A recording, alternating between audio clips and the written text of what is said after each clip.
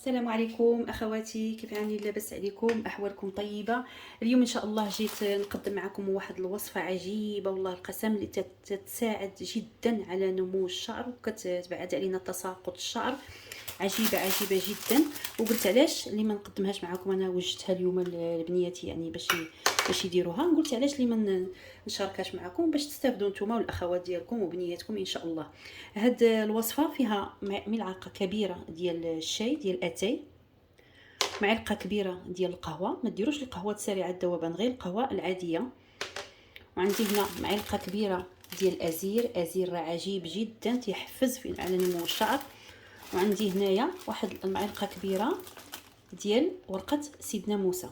هاد المسائل معلقه كبيره كنوضعوا كلشي هنايا في هاد البريق هذا، وكنوضعوا عليه واحد النسبه ديال الماء، تقريبا نصف لتر هكا ديال الماء، وكنخليوه يبقى فوق النار كيغلي مزيان تقريبا واحد 10 دقائق. وعاد كتخليوه يعني كي تنقولوا حنايا رقاد، تخليوه شويه يرتاح، ومن بعد كنصفيوه وكنوضعوه في يعني بشي قريعه بحال هكا، شي حاجه اللي تساعدكم على الرشان هكا.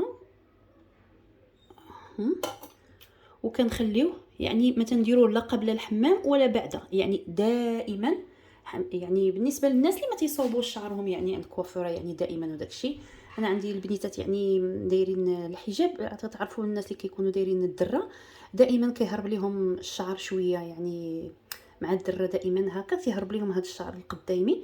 داكشي باش كنديروا حنا داك الرشه دائما مره هكا، يعني وقت اللي جاو تيحكوا سنانهم ولا شي حاجه كتقبض الشعر ديالها كتفوه يعني من هذاك يعني داك الضغط ديال الدره هكا، تديروا واحد الماساج هكا.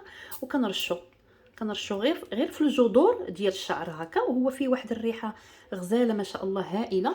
وبالاخص الا ضفتيو له بغيتو تضيفوا له مثلا القليل من الورد. هانتوما انا هاد المسائل راه ما كتخطانيش في الدار، هانتوما الشابه وخلاص. شفتوا يعني هاد المسائل الورد عفوا، خزامه، ازير، يعني الزاز، كلشي داكشي طبيعي راه جميل جدا. يعني مهما درنا الشامبوانات ودرنا الخلطات اللي يعني الكيميائيه كيبقى هاد المسائل الطبيعيه شيء لا يعلى عليه. من بعد ان شاء الله في الفيديوهات الاخرى غنبقى نبين لكم كل حاجه يعني لاش كنديرها. انا عاد خديت هاد المسائل هادو تقادوا لي وعاود خديتهم لاش كيليقوا.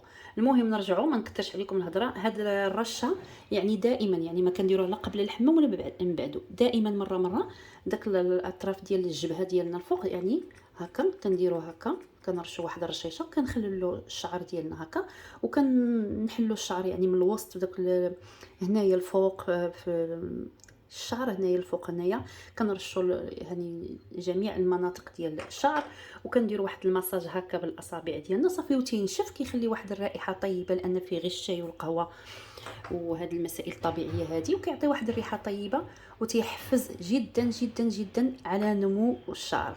يعني انا ما قدرتش نبين لكم طبيعه الحال بنتي كيفاش كان عندها هذا الشعر هنايا فارغ، ومن بعد ناضوا ليها الشعيرات. يعني كون كانت شي بنيته صغيره كنت غادي نوريها لكم، هي كبيره ومحتاجه ما نقدرش نبين لكم باش تشوفوا الدليل ولا القسم يعني بالتجربه شخصيه. المهم كنتمنى انكم توضعوا هاد المسائل وما تنساوهاش، دائما ديروها. يعني بغيتو ديروها قبل الحمام ومن بعد الحمام، وفي الايام اللي من غير الحمام دائما تدوروا مرات تبغوا تحكوا سنانكم رشوا داك الرشيشه في الفروه ديال الشعر وديروا واحد التخليل كيعطي واحد النتيجه هائله.